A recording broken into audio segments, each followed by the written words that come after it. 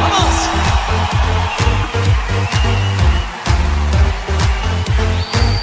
Dile a la persona que está junto a ti, exalta conmigo a Jesús.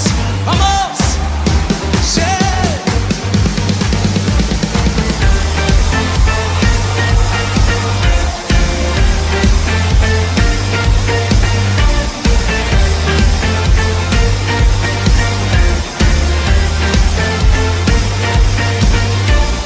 Yo quiero ver tu luz brillando en mí, a través de mi ser. Un altar que todos puedan ver, que todos oigan que tú eres vida, la esperanza, perfecta gracia que me ha rescatado. Tú eres vida, la esperanza, perfecta gracia que me ha rescatado. Ya no vivo yo, Cristo vive en mí. ¿Cuántos de los que estamos aquí se están preparando para unas vacaciones? Bueno, usted ya está preparándose, está fijado el lugar, me imagino, o está orando a Dios para que Dios le muestre el lugar a donde van a ir a descansar. Aparte de esto, ya sabe con quién va a ir. También ya tiene un presupuesto. En conclusión, ya sabemos que cuando vamos a ir a algún lugar, nos preparamos, alistamos maletas para no estar allá en la mitad del camino. ¡Ay, se me olvidó tal cosa! Con el Señor también debemos prepararnos. Hay que prepararnos, no sea que cuando vayamos a partir con el Señor, o el Señor diga, hoy voy a ir por mi iglesia, de pronto no le digamos al Señor, ay Señor, se me olvidó perdonar, se me olvidó pedir perdón, porque ya es tarde. Cuando el Señor diga nos vamos, es que nos vamos. Él de una vez parte con su iglesia, viene por su iglesia, y la iglesia del Señor se está preparando. Dios está preparando a la iglesia del Señor. Apocalipsis capítulo 20, versículo 11, por favor. En mi Biblia dice, o en esta Biblia, versión Reina Valera, dice el juicio ante el gran trono blanco. En su versión puede decir otro título. Dice el versículo 11 de Apocalipsis 20. Y vi un gran trono blanco y al que estaba sentado en él, de delante del cual huyeron la tierra y el cielo, y ningún lugar se escondió para ellos. Y vi a los muertos grandes y pequeños de pie ante Dios. Y los libros fueron abiertos, y otro libro fue abierto, el cual es el libro de la vida, y fueron juzgados los muertos por las cosas que estaban escritas en los libros según sus obras. Y el mar entregó los muertos que habían en él, y la muerte y el Hades entregaron los muertos que habían en ellos, y fueron juzgados cada uno según ¿qué? Sus obras. Y la muerte y el Hades fueron lanzados al lago de fuego. Esta es la muerte segunda, y el que no se halló inscrito en el libro de la vida fue lanzado al lago de fuego. Amén. Padre, muchas gracias te damos, Señor. Gracias, bendito Padre Celestial, porque tú estás haciendo que tu iglesia se prepare. Estamos aquí como tu iglesia, como tus hijos, para decirte, Espíritu Santo, por favor, revélanos tu palabra, danos sabiduría, danos el entendimiento, el conocimiento de ella, y ayúdanos para poner en práctica todo lo que hoy nos enseñes, en el nombre precioso de Jesús. Te doy gracias, Padre, por estar en este lugar. Te doy gracias, Espíritu Santo, por estar aquí con nosotros.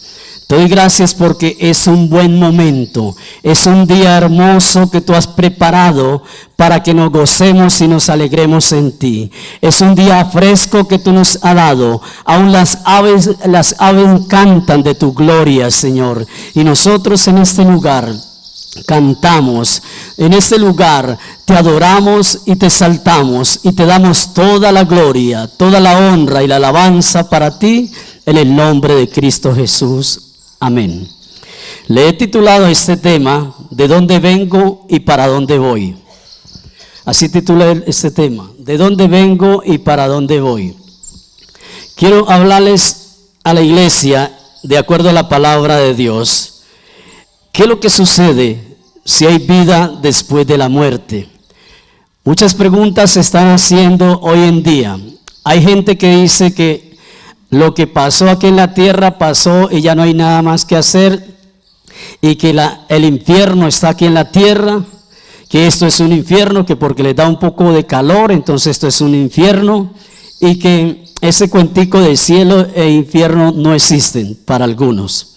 Quiero hablarles de acuerdo a lo que el Señor dice en su palabra, porque es difícil avanzar cuando alguien no sabe de dónde viene y para dónde se dirige. Es muy difícil que la persona avance de esta manera. Eso es como cuando usted tiene su empresa y no sabe qué es lo que tiene y en qué se está proyectando o en qué se va a proyectar. Es muy difícil. Alguien dice que el que no sabe para dónde va, cualquier bus le sirve. Entonces, es difícil avanzar cuando no sabemos hacia dónde se dirige y por qué nos dirigimos allí. Esas preguntas y otras preguntas Dios nos va a venir hablando a través de esta enseñanza, y la voy a tomar en dos partes. Hoy voy a dar la primera parte en 8 días, si el Señor nos tiene aquí en la tierra. Yo los espero para que continúen o continuemos con este tema. Dios nos da respuesta a cada una de las preguntas que nos hemos estado haciendo o que se han estado haciendo. Aún cristianos de pronto dicen, por ejemplo, ¿de dónde vengo yo? ¿De dónde he venido yo? ¿Para dónde voy a ir? ¿Qué será de mí después de la muerte? ¿Qué pasará conmigo? ¿Será que quedo, como dicen algunos, y ya como creyentes maduros en la palabra, es imposible que le quepa la palabra limbo en la mente? Eso para una persona nueva, sí, es aceptable, pero alguien antiguo que piense en que un creyente quede en el limbo, eso es antibíblico. Por eso, ¿cuál es el propósito de Dios? Usted se ha hecho esa pregunta, ¿cuál es el propósito que Dios tiene con mi vida? Porque es que algunos hablan de 4 propósitos y dicen, pues el propósito de Dios para mi vida es nacer, crecer, ¿cierto? Aunque algunos nos quedamos pequeños, pero crecimos en años. Nacer, crecer, multiplicarse o reproducirse y morir. 4 propósitos que nosotros lo hemos escuchado normalmente en el mundo natural. Pero yo quiero hablarles es conforme a lo que el Espíritu Santo de Dios habla a la iglesia. Estudiemos entonces unas preguntas con respecto a esto. Quiero presentarles o decirle a la iglesia que su vida y la mía no comenzó al nacer, ni tampoco va a terminar cuando partamos de esta tierra, cuando uno muera. Algunos dicen, bueno, ya murió y hasta aquí llegamos. Pero el comienzo de su vida y mi vida no fue cuando nacimos, ni tampoco el final va a ser cuando usted y yo perezcamos o este cuerpo deje de respirar. Y quiero mostrárselo de acuerdo a la palabra. Salmo 139, versículo 15. El Salmo 139, versículo 15. 2 textos que siempre me han impactado, que dice, mi embrión, está hablando el salmista, está diciendo el salmista, hablando el rey David acá, de la omnipotencia y la omnisciencia de Dios, está hablando el salmista, y dice, mi embrión vieron tus ojos, y en tu libro estaban escritas todas aquellas cosas que fueron luego formadas sin faltar una de ellas. Cuán precioso me son, oh Dios, tus pensamientos, y cuán grande es la suma de ellos. Entonces, el comienzo de su vida y mi vida no fue cuando nacimos. En el nacimiento, el día que nació esa hermosa niña, o el día que nació ese hermoso niño, 5 de noviembre, eso no fue el comienzo. Eso no fue el inicio para nada. Dice la Biblia, también Jeremías 1:5, desde antes que se formara esta tierra, usted y yo estábamos en los pensamientos de Dios, en los proyectos de Dios. Entonces no fue cuando nacimos. A mí me gusta esto porque yo quiero llevarlos a algo que nos enseñaron a nosotros, muy respetable, allá en el colegio. Y sabe que en mis tiempos también habían colegio, para recordarles. También existían universidades. Y quiero decirles que ellos nos enseñaron la teoría, esa teoría de la evolución que escribió Charles Darwin, el francés. Esa teoría que dijo que escribió diciendo que nosotros, nuestra herencia o descendencia viene del mono. Entonces la descendencia que viene de allí, yo me puse a mirar o a estudiar por qué este hombre inglés escribe esto en 1858, lo escribió diciendo que todos los seres humanos venían del mono. Este hombre un día entró a estudiar medicina y no le gustó la medicina. Luego vino a estudiar la ciencia, tampoco se le midió a esto. Y terminó con la teoría de la evolución, diciendo que el hombre viene de allí.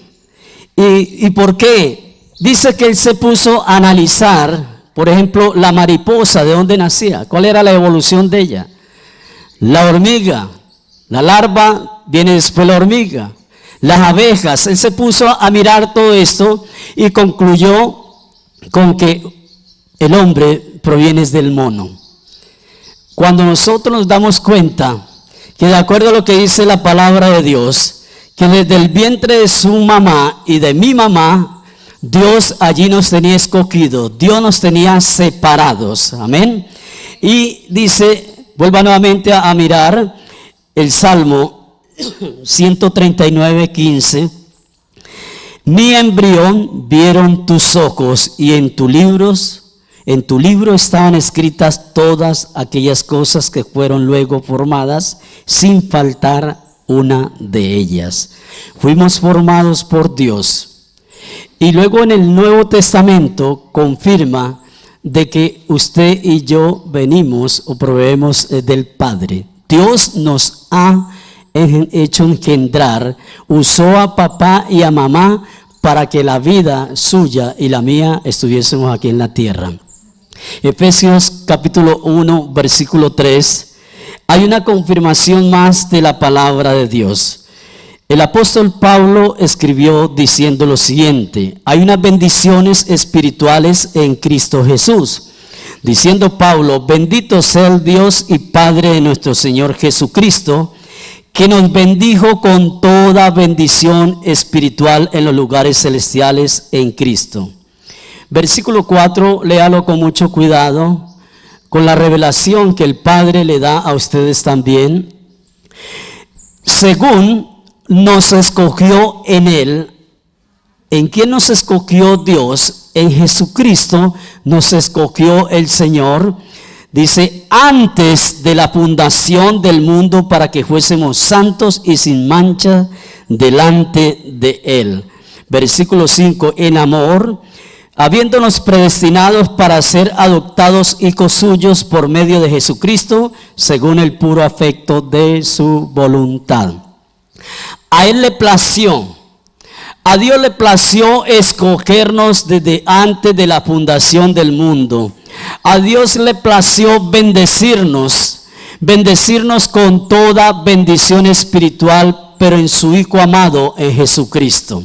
Por eso la iglesia debe tener claro que nosotros estábamos predestinados por Dios para ser hechos hijos del Padre, hijos de Él mismo. Ahí que esa teoría para nosotros los creyentes no tiene ninguna validez. Para nosotros los hijos de Dios lo tenemos claro, de que Dios nos ha llamado, de que el Señor nos ha formado desde antes de la fundación del mundo. El profeta Isaías un día escribió, también inspirado por Dios, dijo: ahora así dice Jehová. Isaías capítulo 43, creador tuyo, oh Hernán, oh Paula, oh Iván, y todos los que estamos aquí y todos los que están en esta tierra. Así dice Jehová el creador de Midio, formador de él. No temas, porque yo te redimí, te puse nombre, y me encanta como termina el versículo 1 del capítulo 43. ¿Qué dice el Señor?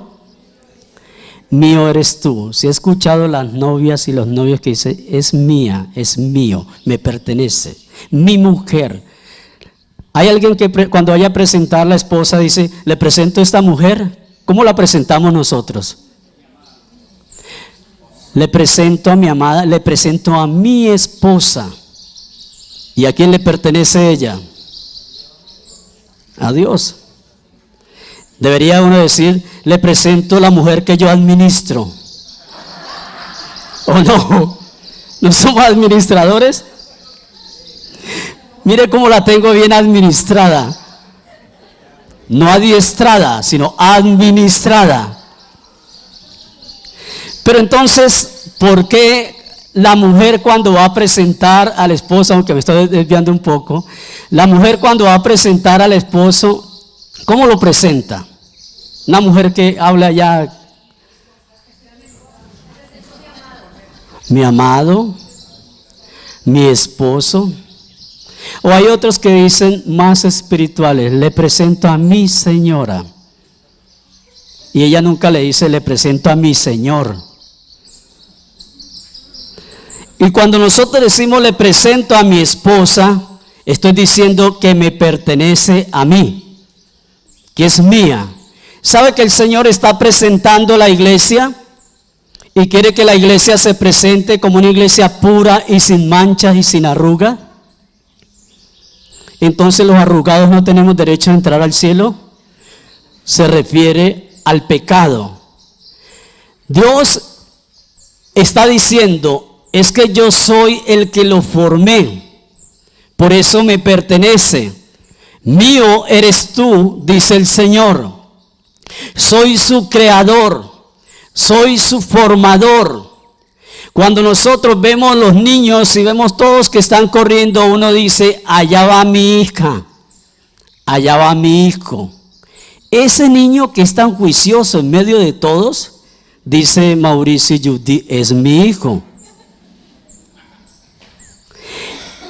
Esa nieta que está por ahí corriendo es mi nieta, porque es mía, me pertenece a mí, administrador también.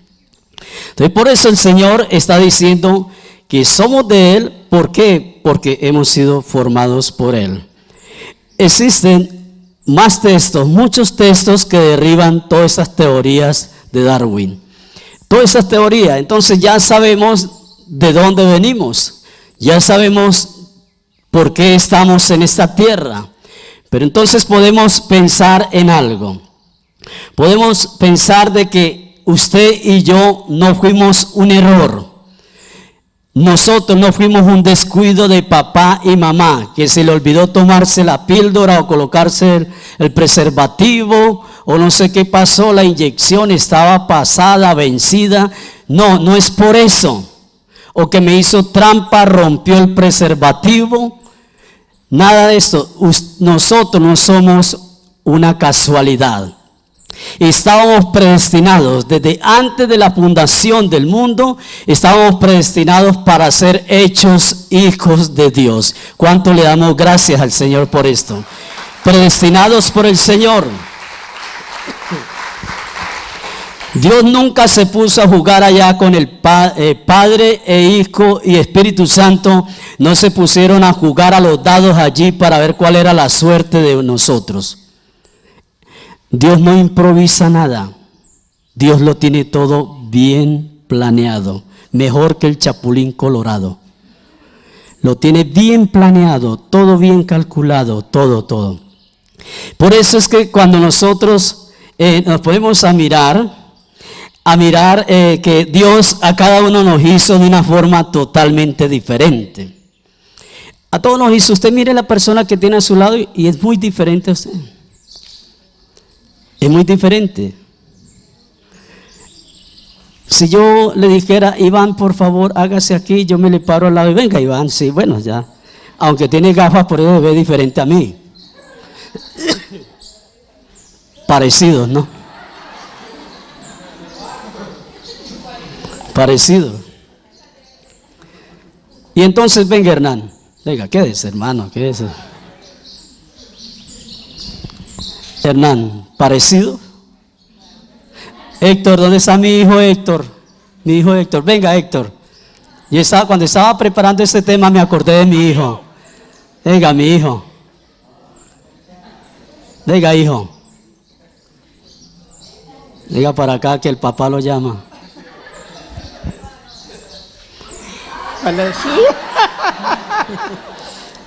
Sí sabe que Dios nos hizo totalmente diferente.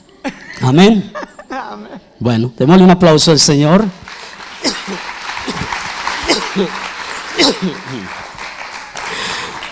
A Dios le plació el diseño de Dios desde antes de la fundación del mundo. Dijo, Iván va a ser un hombre alto, corpulento.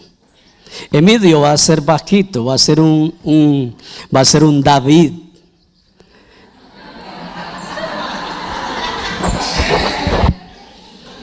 Pero ¿qué les pasa? Estoy hablando de todo corazón. Entonces yo puedo decirle a cualquiera de estas mujeres, Dios dijo, esta va a ser como una Débora. No que devora, sino Débora. Ni víbora, sí. Y a Dios le plació que cada uno de nosotros fuéramos diferentes, pero que cada uno cumpliera un propósito de Dios en sus manos. Por eso es que muchos ejercemos diferentes tipos de profesiones. No todos somos predicadores de altar, no todos somos cantores o adoradores del Señor en el altar. Somos adoradores donde quiera que estemos, porque Dios a eso nos ha llamado, a adorarle a Él. Pero hay un propósito, aunque nos haya hecho distintos. Si usted mira a la persona que tiene a su lado, el color de los ojos puede ser o es muy diferente al color de sus ojos. El cabello diferente, la tez diferente. Entonces estaba predestinado por Dios desde antes de la fundación del mundo que usted y los que somos de acá de Neiva naciéramos aquí en Neiva. Los que vienen de Boyacá, de Bogotá, que Dios tenía predestinado que ustedes nacieran allá. Los colombianos, pues Dios dijo, yo quiero que estos sean colombianos, tierra que fluye leche y miel. Pero también recibimos a los extranjeros, tranquila hermana. También Dios dijo, es necesario que Rita nazca allá en Ecuador y sea embajadora aquí en esta iglesia de Ecuador. ¿O no? Sí, es así. Pero de todas maneras, Dios para Él, nosotros somos iguales. Aquí no hay delante de Dios que el uno es más alto, que el otro es más bajito, que el otro es más barrigón, que el otro es bien seco, es un muchacho relleno, una muchacha rellena, el otro parece una rellena, lo que sea, pero para Dios somos iguales. Somos iguales porque Dios no hace acepción de personas. Si usted llegó a pie a este lugar, llegó en el colectivo, llegó en cicla, llegó en patines, llegó en el mejor carro, para Dios somos ¿qué? Somos iguales.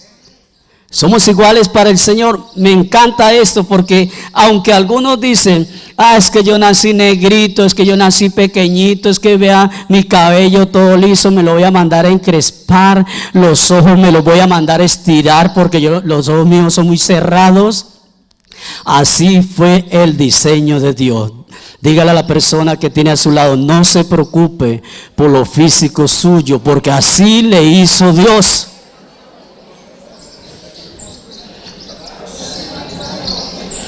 Así nos hizo el Señor.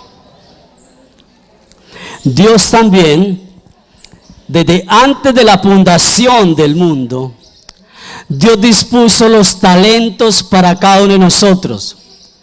Dios nos dio talentos naturales también que poseemos. La personalidad de cada uno. Hay gente que quiere que el otro sea, hablando entre esposos, que el uno sea igual al otro en su forma de hablar, su forma de pensar. ¿Ha notado que en la pareja de esposos hay uno que es más acelerado que el otro? Y por lo general la mujer es el freno de mano. El carro que no tiene freno de mano está corriéndose un riesgo. El hogar que no tenga un freno de mano se corre un riesgo también.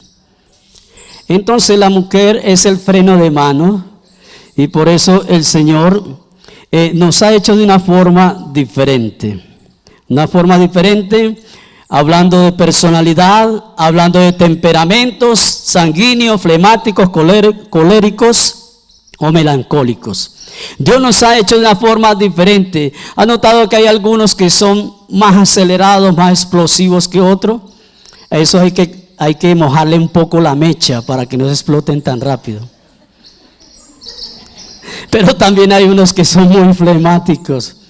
Hay unos que hay que acelerarles y darles cuerda a que se muevan y mantienen tristes. O un volador, dice mi hermana. Amarrarle un volador bien bueno, ¿no? Una docena.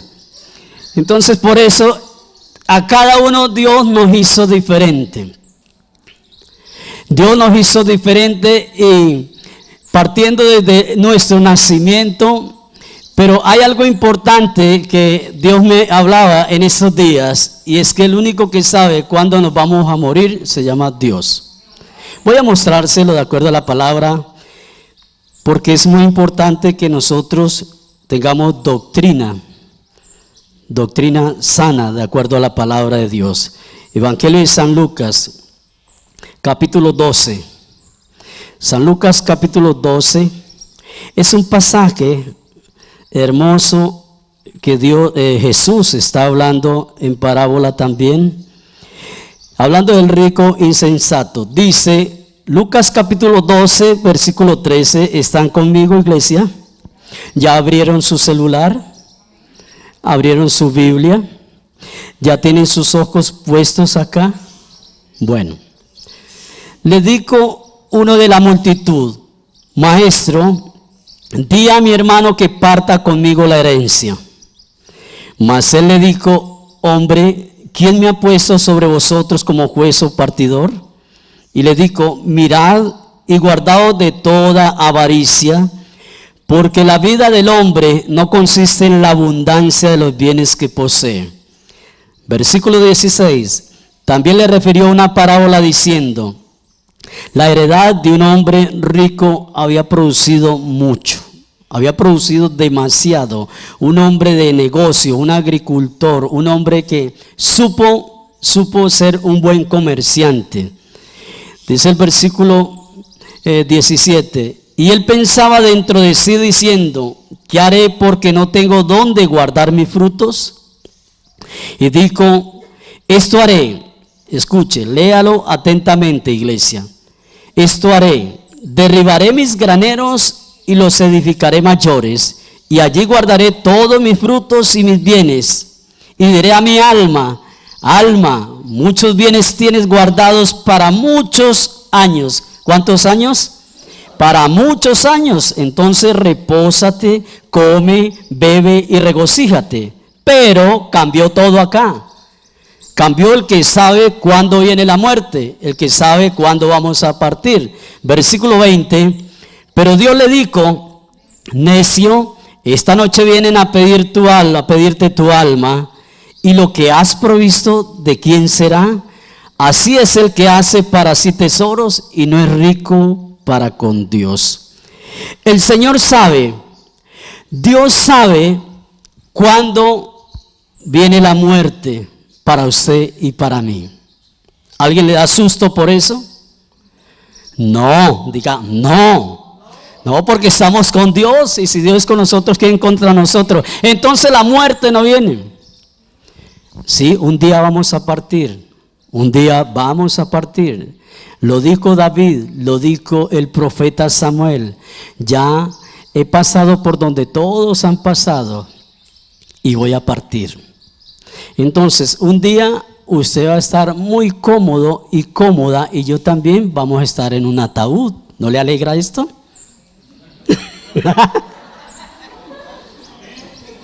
Está mejor.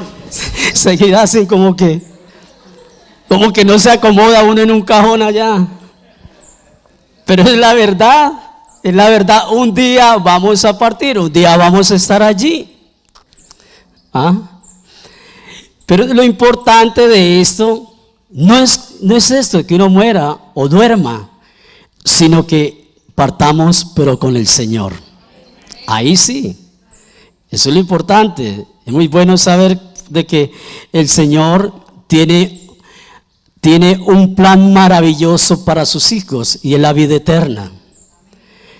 Este hombre, este rico, estaba muy preocupado. Estaba preocupado allí en medio de la multitud y le dice: maestro, dígale a mi hermano que parta conmigo la herencia. Un hermano que quería quedar con todo. Y entonces Jesús comienza a darle consejo. Lo primero que le dice es que yo no soy ni juez ni partidor ni nada de esto. Le dejó claro eso. Yo no estoy aquí para eso, pero sí estoy para darle un consejo. Estoy para decirle que se guarden de toda avaricia, porque la vida del hombre no proviene de los bienes que posee. Porque así como dijo Job, un día desnudo nací y un día también desnudo vamos a partir con el Señor. Jesús estaba dándole ese consejo. Estaba diciéndole a ellos, es que la vida no consiste. Hay gente que dice: ay, si yo me ganara el baloto sería muy feliz. Eso es mentiras. Porque si se gana el baloto le cae más de uno a que le preste y después no le pagan y se le dañó la paja a usted. Si yo tuviera esto, si yo me fuera para tal parte a vivir o me fuera de vacaciones, yo sería muy feliz. Pues chévere, sí, se puede hacer esto, pero la felicidad no la dan los bienes ni nada de esto. La felicidad la da Dios. Es el Señor el que nos da la felicidad.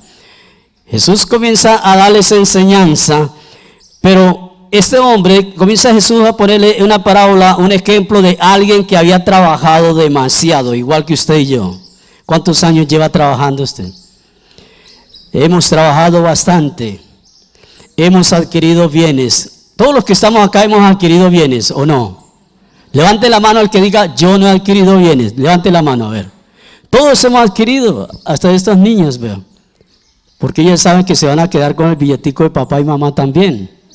Ya adquirieron bienes, la herencia. El abuelo, todo el abuelo. Ya la nieta ya sabe, por eso es que ahora se acercan más las nietas. Cuando lo ven más madurito a uno dice: acérqueme, y la mamá: vaya, porque uno no sabe en qué momento partan. Que quede la herencia allí. No, mentiras. No me asusten los abuelos ni los padres. Pero sí hay algo, hermano.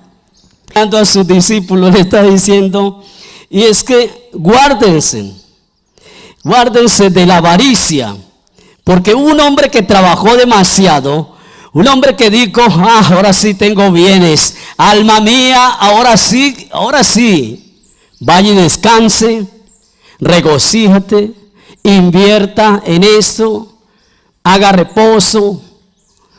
Y llega el Señor y le dice: usted es un necio, porque esta noche viene la muerte por ti, no por ustedes, por ti. Esta noche viene la muerte por ti, y lo que has ganado, todo lo que has trabajado, todo el esfuerzo, todo el carro, la casa, el dinero, ese poco de plata que tiene en el banco, que ya le produce dolor de cabeza al gerente de ese banco, y dice: ya llegó aquí este hombre, esta mujer, no quiero que traiga más plata. Todo eso que tiene allá, ¿para quién va a ser? Sabe que el Señor conoce cuándo vamos a partir nosotros con Él. Él sabe cuándo mandar por nosotros o cuándo venir por toda la iglesia. Así es de que no nos debemos preocupar tanto. No debemos estar afanosos, por nada estéis afanosos, por nada estéis angustiados, si no sean conocidas todas nuestras peticiones delante de Dios. Por nada nos angustiemos, sí nos da tristeza, se murió un ser querido, pero que se va a morir, que los que estamos aquí ninguno vamos a morir, sí vamos a morir un día, vamos a partir. Todos vamos a partir. Entonces quiero entrar ahora sí en la palabra. La pregunta es, ¿existe vida después de la muerte? ¿Existe esa vida después de la muerte? Quiero llevarles a lo que escribió el apóstol Pablo, 1 Corintios capítulo 15. Que nosotros podamos en esta mañana, podamos estudiar. Esto no es una predicación, es una enseñanza doctrinal. Y esto es algo que nos va a alimentar, nos va a servir a todos los que estamos en este lugar. 1 Corintios capítulo 15, versículo 16.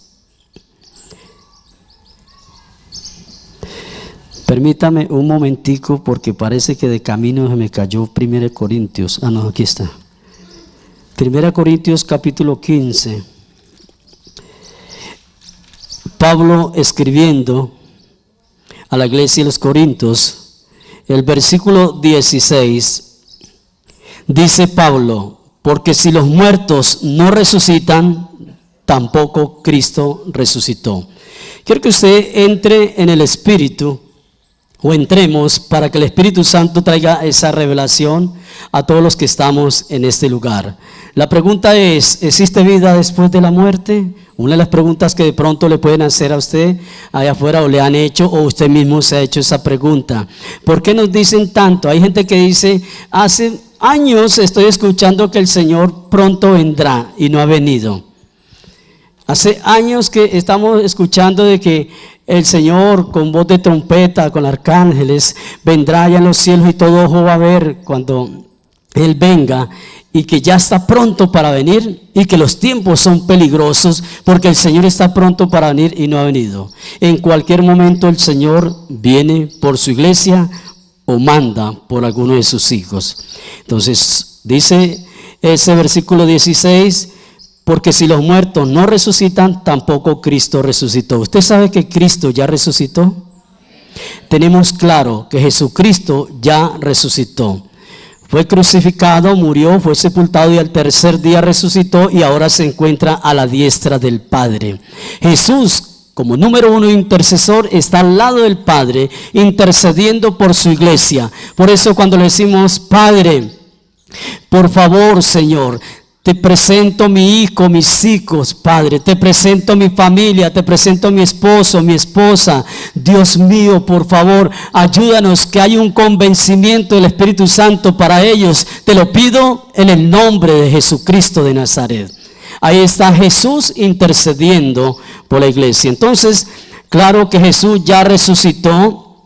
Y dice el versículo 17, y si Cristo no resucitó, vuestra fe es vana y aún estáis en vuestros pecados. Si Cristo no hubiese resucitado, entonces todavía estaríamos muertos en delitos y pecados. Cuando el Señor dice que Él nos resucitó, que Él pagó por nosotros allá en la cruz, que Jesús clavó el acta que estaba en contra de sus hijos, que Jesús se llevó toda maldición hecha por usted y por mí, maldición, se la llevó en la cruz para que su iglesia sea libre de toda maldición de nuestro pasado. Si Cristo no resucitó, entonces en vano nosotros creemos en Él. Si Cristo no resucitó, dice el apóstol Pablo, en vana sería su fe. ¿Cuántos tenemos fe? Todos los que estamos aquí tenemos fe. Aunque haya alguien que lo dude, quiero decirle, quiera o no quiera, usted tiene fe. Y usted va a decir, ¿por qué? ¿Quién me va a obligar? A ver, ¿quién me obliga a tener fe? Y yo quiero decirle algo en el nombre de Jesús. Jesucristo, Hebreos 12:2, es el autor y consumador de la fe. Y si Jesucristo está en su corazón, el autor de la fe está allí también. ¿Cuánto le damos gloria a Dios? Ahí está Jesucristo. Aunque algunos tengan poca fe, otros tienen más fe, pero todos tenemos fe. Así algunos tengan la fe de Tomás, pero tienen fe. Ver para creer es la fe de Tomás. Algunos aún siendo creyentes tienen ese tipo de fe, pero entonces tienen que salir de la fe de Tomás a salir a la fe que dice el Señor, de aprender a caminar es por fe y no por vista. Esa fe es la que nosotros necesitamos desarrollar. Esa fe que dice Hebreos 11. Comenzar a desarrollar, tener esa convicción de que el Señor es mi pastor y que nada me va a faltar. Pablo está escribiendo esto, versículo 18. Entonces también los que durmieron en Cristo perecieron. Si en esta vida solamente esperamos en Cristo, somos los más dignos de conmiseración de todos los hombres. Quiero que usted mire conmigo el versículo 22, por favor. Porque así como en Adán todos mueren, también en Cristo todos serán ¿qué? Vivificados. Así como un día hubo muerte en Adán, ¿se acuerda que un día ministramos un poquito sobre esto? Que por el pecado adánico, así como en Adán todos mueren, no dicen algunos. Todos mueren, dice la palabra del Señor. Entonces también en Cristo todos somos vivificados, todos tenemos vida en Cristo. Pero cada uno en su debido orden, escuche, cada uno en su debido orden, Cristo, las primicias, luego los que son de Cristo en su venida. Resucitado Cristo por la unción del Espíritu Santo, en su orden, primero resucitó Cristo, pero viene algo más, y es que después de Cristo haber sido resucitado, venimos los que vamos a morir en Cristo y los que ya murieron en Cristo para vida eterna. Existe vida después de la muerte, de acuerdo a estos textos, y seguimos. Dice, versículo 39. No toda carne es la misma carne, sino que en una carne es la de los hombres, otra carne la de las bestias, otra la de los peces y otra la de las aves. Tenga en cuenta esto. El versículo 40 dice, no toda carne es la misma carne. ¿Sí? El pescado es diferente al ganado. Dice, no toda carne es la misma carne, sino que una carne es la de los hombres, otra carne es la de las bestias, otra la de los peces y otra la de las aves. Y hay cuerpos celestiales, escuche, y cuerpos terrenales, pero una es la gloria de los celestiales y otra la de los terrenales. Una es la gloria del sol, otra la gloria de la luna, otra la gloria de las estrellas, pues una estrella es diferente de otra en gloria. Así también es la resurrección de los muertos. Se siembra en corrupción y se resucita ¿en qué? Incorrupción. Se siembra en deshonra y resucitará en gloria, y se siembra en debilidad y resucitará en poder. Qué hermoso es el Señor. Estaba mirando estos textos y estaba viendo que el Señor tiene demasiado misericordia por sus hijos, mucha misericordia por nosotros, porque el día que usted muera o este servidor muera, no vamos a estar 100% santificados, pero dice que lo que se siembra en corrupción, Dios lo levantará en incorrupción. Amén. Y de aquí me llevaba el Señor a un texto muy importante para que lo podamos mirar. Leamos antes de ir allí al versículo 50. Pero esto digo, hermanos, que la carne y la sangre no pueden heredar el reino de Dios, ni la corrupción hereda la incorrupción. Escuche esto: la carne y la sangre no heredan el reino de Dios. De ahí lo que escribió Job, de ahí lo que escribió el rey Salomón, que este cuerpo, carne y sangre, se va a convertir en polvo, no hereda el reino de Dios. Amén. Lo celestial hereda el reino de Dios. Entonces, cuando a mí me preguntan, me invitan a que ore por alguien, a que vaya a un sepelio, y yo sé que no es cristiano, no murió en Cristo, ¿para qué voy allá a ilusionar a la gente y decirle, Señor, gracias porque está en tu reino, porque te pertenece a la ciudadanía tuya? Esa es una mentira, sabiendo de que la carne y la sangre no heredan el reino de Dios. Por eso es que el oficio o la misión importante que Dios ha encomendado sobre sus hijos, ¿dónde estamos los hijos de Dios? Sobre usted y tu siervo. La misión importante es ir y predicar la palabra de Dios. Que no se nos vaya a morir alguien que esté necesitando de la palabra de Dios sin que nosotros se la compartamos.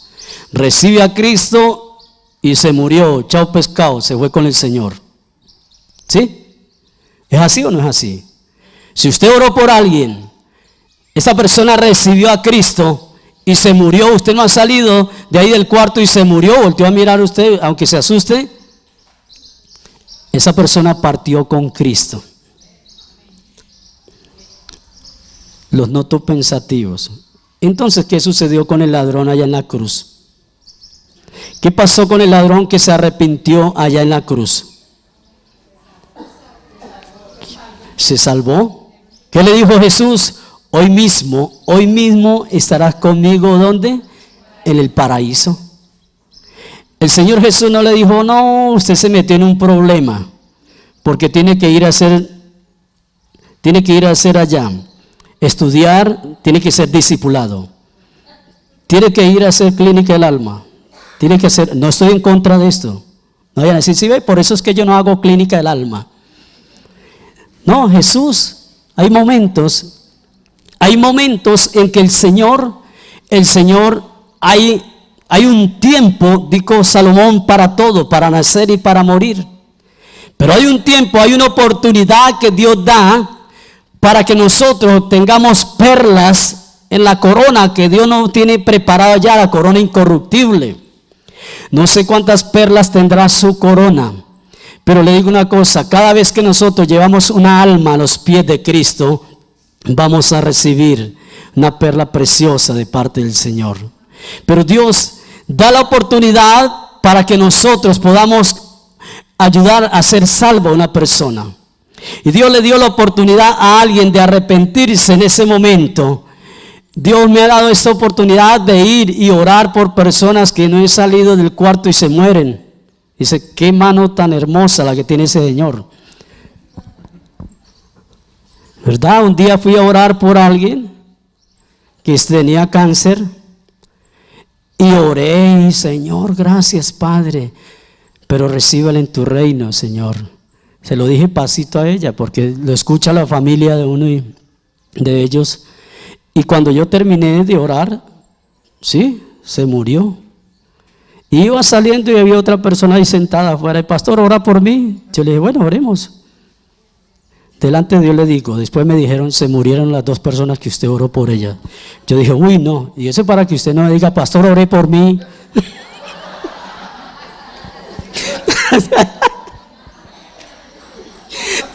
No, mentira. Eso, yo quedé, la verdad quedé frustrado. Yo dije, Dios mío, ¿qué pasó? Se murieron dos a la vez.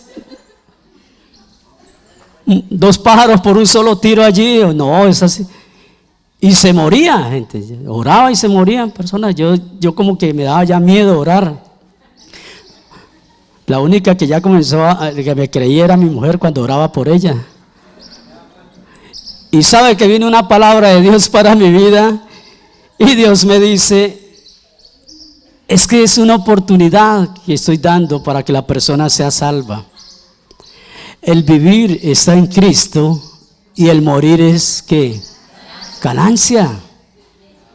Ganancia. Esas personas ganaron mucho. ¿No es que nosotros le estamos luchando para ser salvos? ¿Usted no la lucha? Claro, la Biblia dice que los que heredan el reino de Dios son los valientes. Y aquí estamos solo valientes. Los esforzados. Dales aplauso entonces al Rey.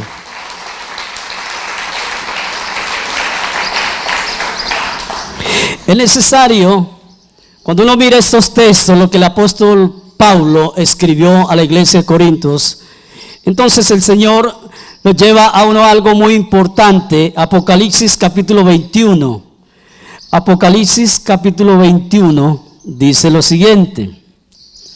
Cuando yo veo que el Señor dice que Él lo corruptible lo resucitará en incorruptible. Pero quiero aclarar este punto, que quede claro, iglesia. Cuando el Señor habla de esto, es para aquellos que han muerto en Cristo Jesús. Dos cosas importantes aquí, vea, iglesia, conéctese con esto. Porque después, no quiero que después digan, el pastor estaba diciendo que puede morir alguien en pecado y que el Señor lo resucita allí santo. No. Los que mueren en Cristo Jesús, dice la Biblia, que lo que el Señor nos está diciendo es que usted y yo siempre estaremos pecando. Y no es que Dios haya dado una libertad para que pequemos, no, es que pecamos. Anoche en los cuentachistes dijo alguien, todos los que estamos aquí hemos robado. Y yo le pregunto esto, ¿hay alguno que no haya robado de los que están aquí? Ah, ¿usted fue la que se quedó con mi lapicero? Vea, decía él algo que en forma de chiste, pero es cierto. Decía, mire, ¿y por qué no hay? Usted ha escuchado gente que dice, le voy a robar un minuto. Me le robé esto. Pastor, me le robé esto. Alguien me decía hace tiempo, no los que están aquí otros, qué pena, me le robé un huevo. Después, las gallinas casi no ponen. Qué pena, me le robé para hacer unos periquitos. Al último le dije, no, usted es una ladrona. Todos los días robándose un huevo, 2 huevos. Tiempo, robamos tiempo. Si usted trabaja y se llega tarde porque quiere, está robando tiempo. ¿O no? Entonces el Señor habla de que y el que roba, pues robar es pecado o no es pecado. Pastor, es que yo solamente me robé 5 minuticos, 1 minutico, ya robó. Y es pecado. Entonces todos pecamos. Si morimos en Cristo, que vamos a morir en Cristo, vamos a ser resucitados. Esta carne no tiene nada que ver allí. Lo celestial, Dios lo resucita en lo celestial. Por eso Jesús, hablando de si existe vida después de la muerte, en Apocalipsis capítulo 21, ahí me lleva a algo muy importante el Señor. Vi un cielo nuevo y una tierra nueva, porque el primer cielo y la primera tierra pasaron y el mar ya no existía más. Y yo, Juan, vi la santa ciudad, la nueva Jerusalén, descender del cielo de Dios, dispuesta como una esposa ataviada para su marido. La santa ciudad, la nueva Jerusalén, somos nosotros, la iglesia ataviada para su marido, dispuesta para él. Versículo 3, y oí una gran voz del cielo que decía, he aquí el tabernáculo de Dios con los hombres, y Él morará con ellos, y ellos serán su pueblo, y Dios mismo estará con ellos como su Dios. Enjugará Dios toda lágrima de los ojos de ellos, y ya no habrá, ¿qué? Léalo conmigo. No habrá muerte, ni habrá más llanto, ni clamor, ni dolor, porque las primeras cosas pasaron. Allí no habrá más llanto. Allí no habrá más dolor, más enfermedad. Allí no habrá más pecado, porque al cielo no puede entrar el pecado. Por eso el Señor nos resucita incorruptible para llevarnos al cielo.